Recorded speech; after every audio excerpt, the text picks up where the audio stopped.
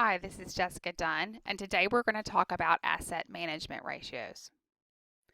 Asset management ratios look at how efficiently a firm uses its assets. How much does the firm have tied up in assets for each dollar of sales? And so these asset management ratios, sometimes we see them referred to as activity ratios. It's really just measuring efficiency, like how well is a firm operating? How well are they using assets to generate sales or cash flows from those assets? And so let's jump right in, and we're going to be using the Chapter 3 handout to do calculations, which you can find on Canvas. So the first ratio that we're going to look at is the inventory turnover ratio. And inventory turnover ratio is cost of goods sold divided by inventory. And so this is a pretty straightforward ratio. It tells us how quickly a firm is turning over its inventory within a year. So to calculate this, we're going to use the income statement and balance sheet from Canvas. And we see that cost of goods sold is found on the balance sheet. And cost of goods sold for 2021 is $986.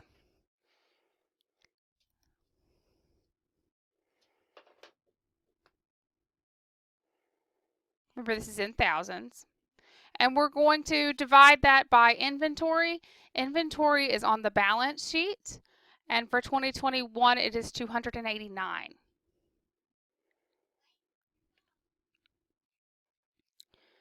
So that gives us 7.2. So the inventory is being sold and replaced 7.2 times in this year, in this instance, because this is a financial statement that does cover a year. If this were a quarterly financial statement, then it would have been the number of times the inventory is sold and replaced in a quarter.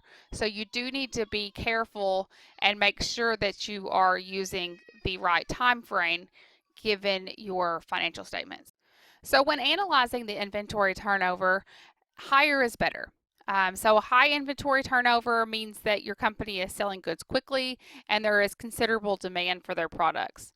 If we have low inventory turnover, that would indicate weaker sales and declining demand. So it's also, however, an indication of how well a company is managing its stock. So if a company has overestimated demand and they've purchased too many items, then that would show up as a low inventory turnover. But if they don't order enough inventory and demand is high, so they're having stockouts, they're not being able to fulfill all of the demand, that would be a high turnover, even though the shelves are empty because they can't keep enough stock in the store to sell.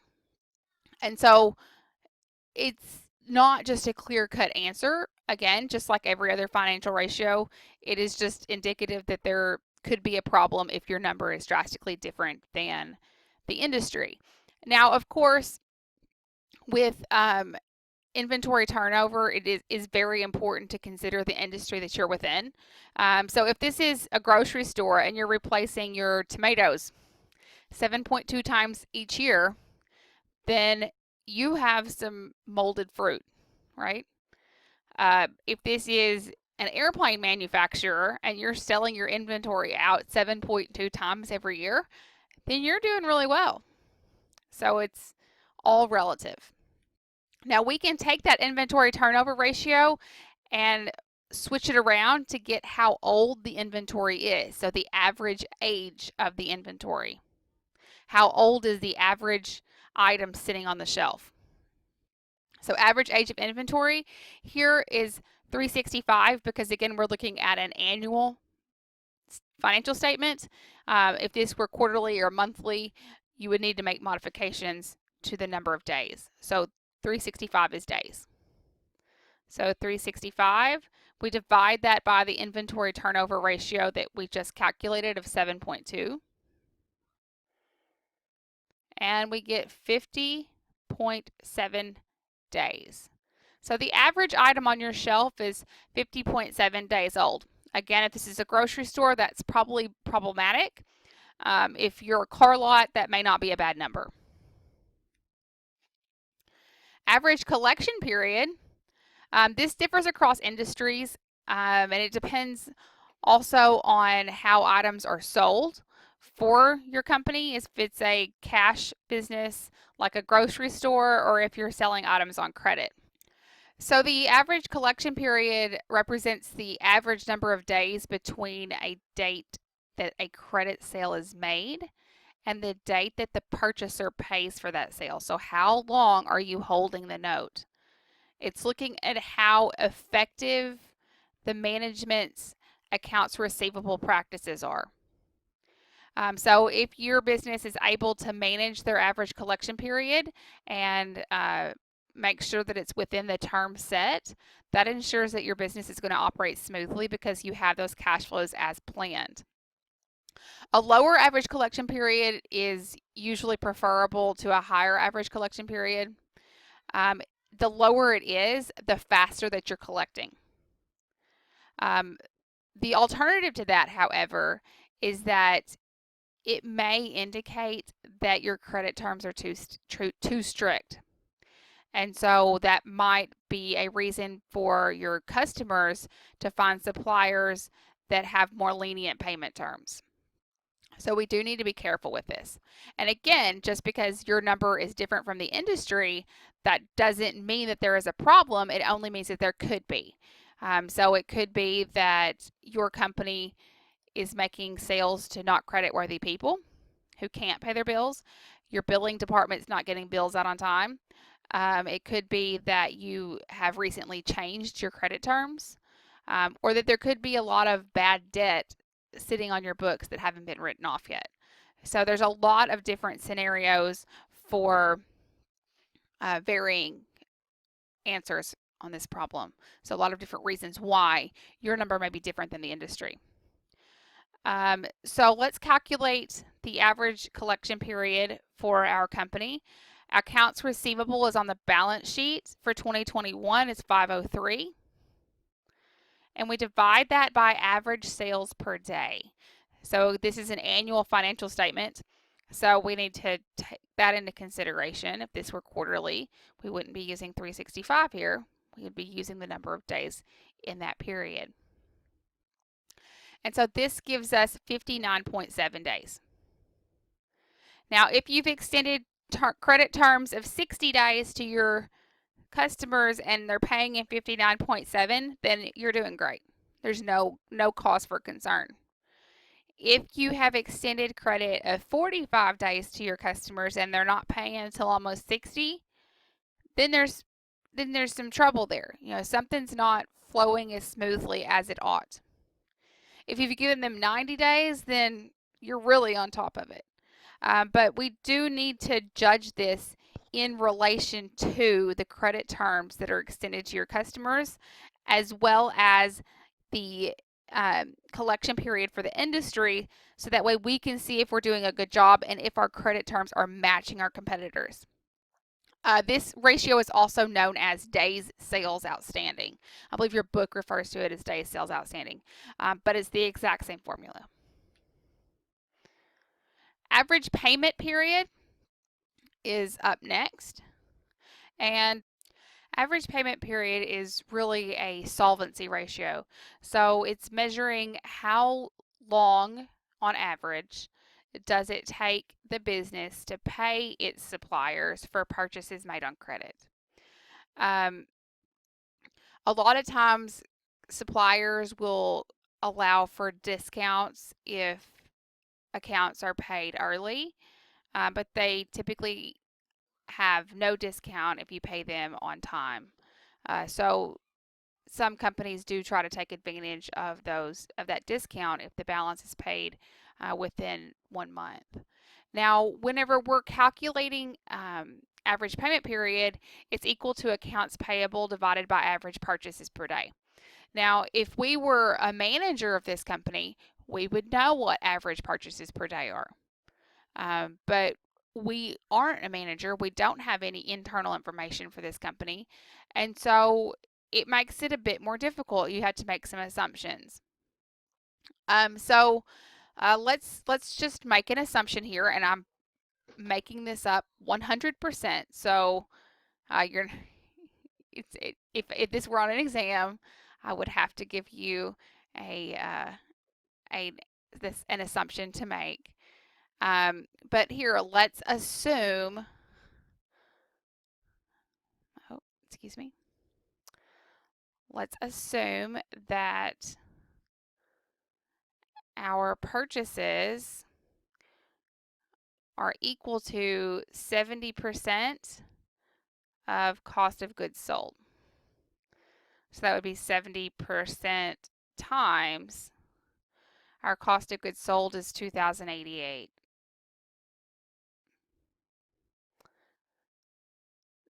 Okay, so now let's plug this in. Our accounts payable is $382,000, and that's found on the balance sheet.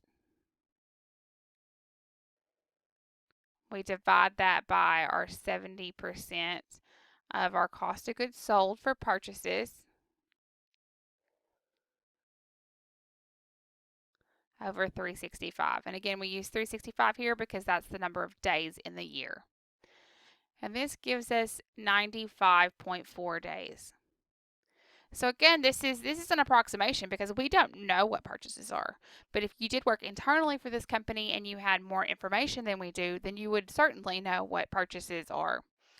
But given this information and assuming that we're correct, having an average payment period of 95.4 days really the analysis of that needs to be made in comparison to the industry and in comparison to the terms that are extended to this business by suppliers. So if the suppliers are allowing them 90 days to pay and it's taking 95.4 days, that's not terrible, but it could be indicative of some cash flow problems. And so we might need to take a deeper dive into that company and see what's going on. If they've given you 120 days to pay, then you're doing great. If they've given you 30 days to pay, then hold the horses, something's going wrong. And we need to figure out what the problem is. Total asset turnover is measuring how well we're using assets to generate sales. And so for total asset turnover, it's sales divided by total assets. And this number allows us to understand how effectively companies are using their assets to generate sales. So this is going to be determined by the amount of assets that your company holds. So asset turnover tends to be higher for companies in specific sectors than others. So for example, a retail store, they have a very small asset base and they have high sales volume. So they have some of the highest asset turnover ratios that you can find. If you are looking at large manufacturing companies, real estate firms, or utility companies, they have heavy assets. And so their asset turnovers are much lower than you would see in retail industries. So you would need to make comparisons within industry and take into consideration what that company actually owns. So total asset turnover is sales, which is found on the income statement, 3,074, divided by total assets, and our total assets are 3,597. And again, I'm putting K's at the end of this because this is in thousands, so it's really 3,597,000. So that gives us 0.85. So again, it needs to be judged in relation to the industry, your competitors, and yourself over time to see how well you're using those assets. Fixed asset turnover measures how well you're using your fixed assets to generate sales. So it's very similar to the total asset turnover, except here we're looking at just the fixed asset turnover. So using fixed assets allows you to look and see how well you're using your long-term assets, that property, plant, and equipment to generate sales. A higher turnover is indicative of greater efficiency in managing fixed asset investments, but there's not an exact number that dictates whether a company has been efficient at generating revenue. So it's important to look at your company's ratios over time, as well as the ratios for you versus your peers, and to generate a conclusion from that. So some sectors, it's not really all that important to look at fixed asset turnover. If you are in a huge manufacturing plant, then we certainly need to be concerned about how well we're using those fixed assets, like that manufacturing equipment, to generate sales. And so to calculate this, our fixed asset turnover, it's sales divided by net fixed assets, and our sales are 3,074. And our net fixed assets are available on our balance sheet, 2,374. And I got 1.29.